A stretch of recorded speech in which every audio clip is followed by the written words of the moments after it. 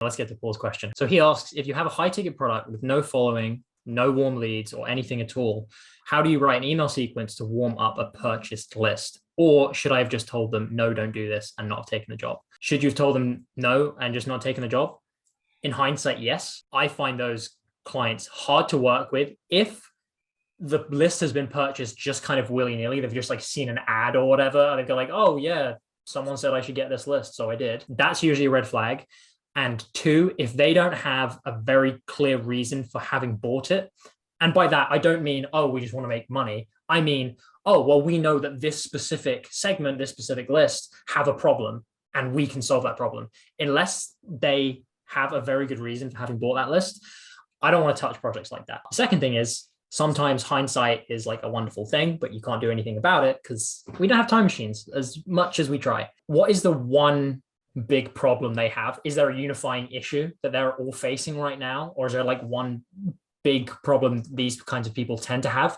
Just send an email and just do it short, simple, just about that thing.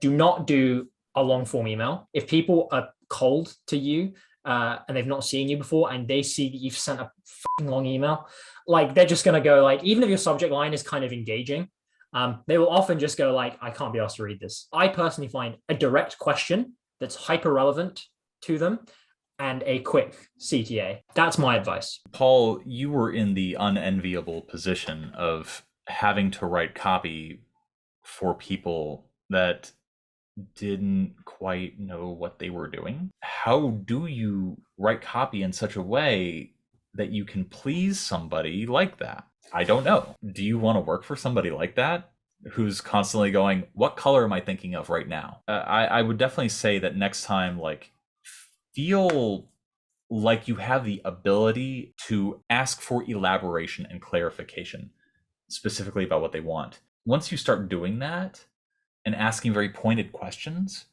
the person giving you the assignment might suddenly realize like, oh, I am asking for stuff and not really giving very good directions. That is kind of the point of like having very good questions, having very specific strategic marketing level questions that you have sort of like in your quiver before you actually start on a project. I can't tell you how many times I personally or people I know have like written copy for someone thinking they know what's right.